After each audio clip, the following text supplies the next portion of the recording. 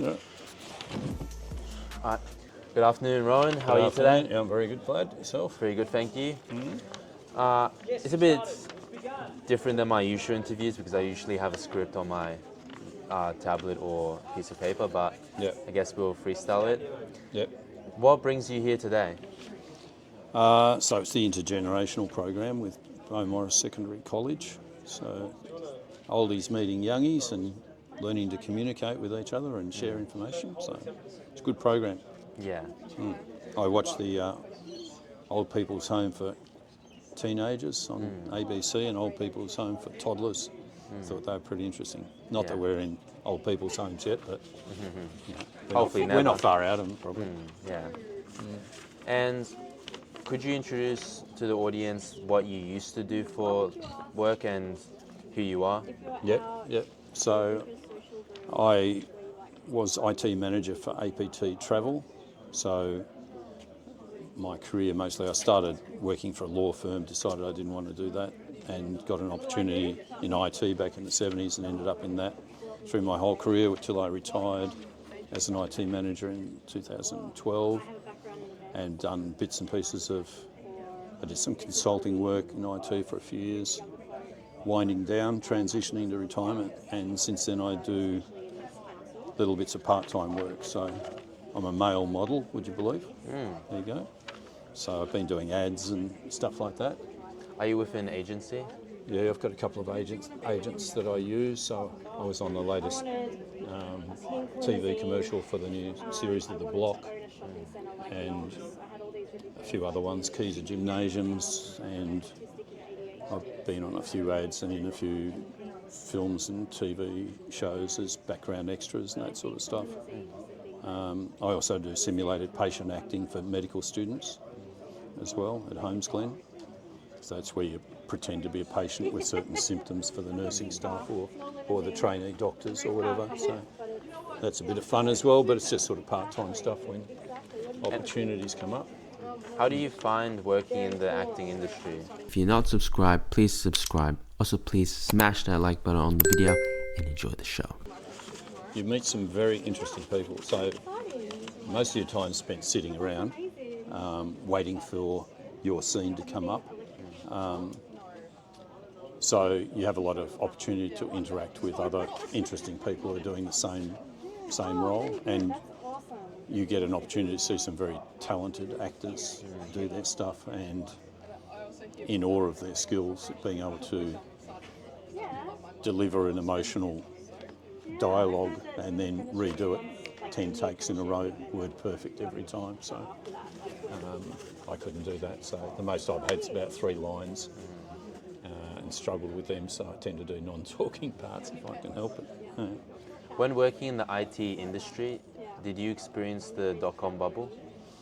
Yeah, so the internet sort of took off in the 90s, so it kind of revolutionised the industry because whilst there was a lot of bespoke and custom written software and all that, everything basically moved to the cloud because you could communicate from anywhere, anytime, and applications became more of a shared commodity. Database became globally stored in central locations and so on. So it changed the industry a lot. So it was good while I was in it. It was a good time to get out of it, I think. Yeah.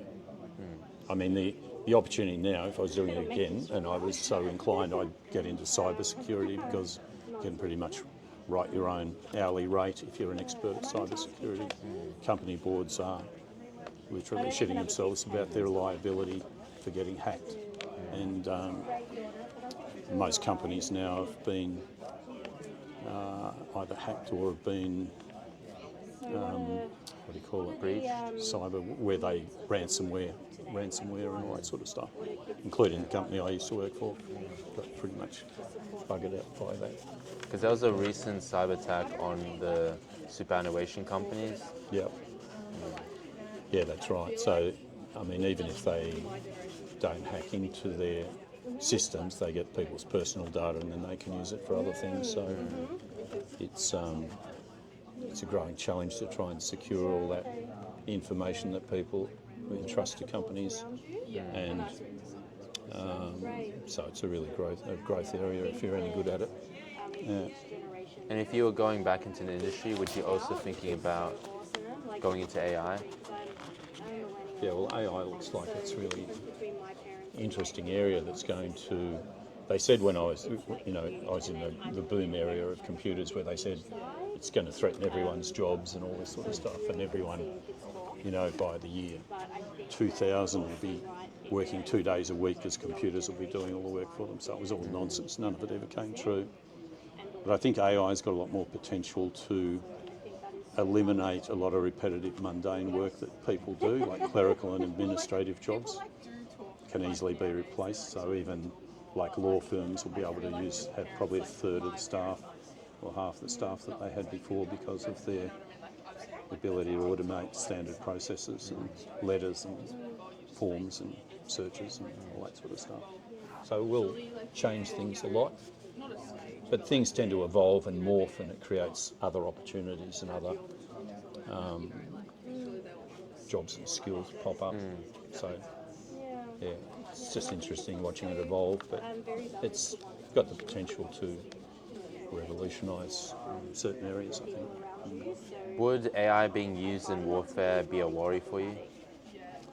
Not a worry for me because I don't work anymore, but probably useful for me to start looking at using it, like the exercise that we did last time.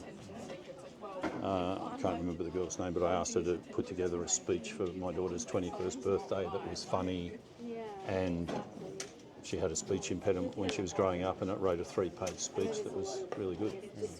I didn't use it, but it was just an example I gave her, but it was quite impressive. And I did an ad yesterday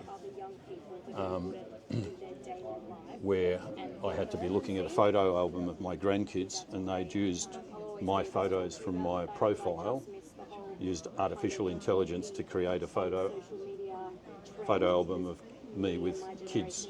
Like, they weren't my grandkids, they were some other random kids.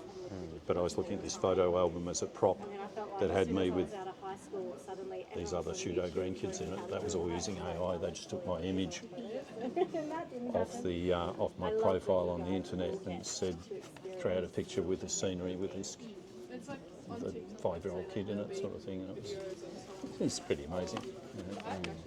So easy to see how they can deep fake anything. Definitely, yeah. And now they're getting better at making deep fake videos as well. Yeah. So that's right, yeah. It used to be that video was an irrefutable form of evidence for catching out someone. Now it can be faked. It's interesting. But I also asked her about whether it's useful for cheating projects and assignments and stuff like that. But it sounds like the AI detection software that the teachers use is pretty good. So that could foil a bit of that, but I guess that's going to change and get better and better and harder. You'd never use that, for example, to do a project or an assignment, would you, and submit it, having used AI? It could help. Instead of your own intelligence? You would never do that? Not fully, but it could help with other aspects like brainstorming. But again, the more you use it, the less your brain gets used, and you tend to lose certain skill sets. Yeah, true. So you can use it, like my son writes an email, but he's not very good at writing emails. He says fix it up, and it just does all perfect grammar and punctuation, sends his email off. People think he's a genius. It's great. Yeah. Would the future worry you for your grandchildren or future grandchildren with the way AI is heading? No, I think generally things just evolve, like it has ever since the Industrial Revolution, when they brought in sewing machines and conveyor belts and, all sorts of automation. And it's really just another form of automation. Every time one area gets automated, it tends to shift the workforce across into skills in another area. And I think that's what will happen. It'll just create a different range of skills. There'll be less mundane administrative jobs and more, who knows what type of jobs. Yeah. It sort of sorts itself out because it happens over time. It's an evolution, really.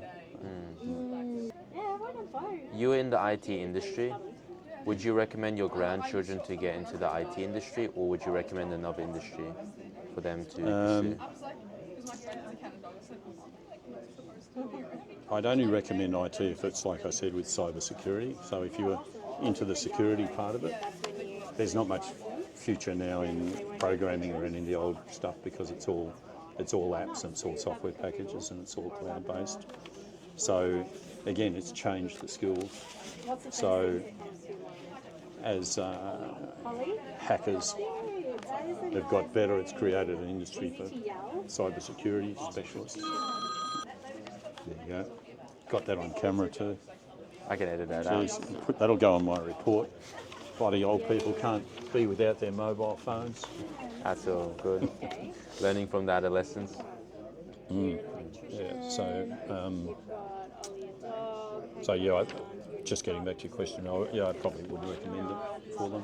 My sons are in trades, so I mean things you can't replace a constructive, sort of hands-on trade work and that sort of stuff. That can never really be automated. You can have better tools and equipment and excavators and all that to reduce the boring and laborious manual work, but you can never do without those people. So they're pretty happy working in trades. But yeah, who knows what they'll end up doing? Whatever makes them happy. Yeah. Would you see that the era we are currently in with AI advancing, would you see it as an opposite of the Industrial Revolution, where the Industrial Revolution replaced mundane labor jobs, and now the opposite's happening where AI is replacing more thought-provoking jobs or jobs that require more creative thinking or more... Yeah. It's automating different types of jobs, instead of manufacturing, which is largely what the Industrial Revolution was about, automating manufacturing processes. It's automating a lot of administrative and some creative skills as well. So, yeah, it's interesting to see what it's being used for. It will be quite different, but again, it's all about automating some people's jobs and skills so that it'll end up shifting sideways so that other skills will be required. But it's an interesting time to see it happening. Yeah. And you're a member of what city council? Bayside and Surf Coast. So I've got a house in Blackrock and one in Anglesea, and sort of alternate between the two. And what do each council do the best versus each other? Well, they both charge pretty high rates, so they're pretty good at that. $4,500 for each house. Bayside I'm pretty happy with, to be honest. They do a good job of looking after all the infrastructure, the parks. I'm down near the beach, so they look after they're always fixing the beach and the wall that gets knocked over by the waves all the time. So I see a lot of return for my money here. Down at Anglesea, not so much.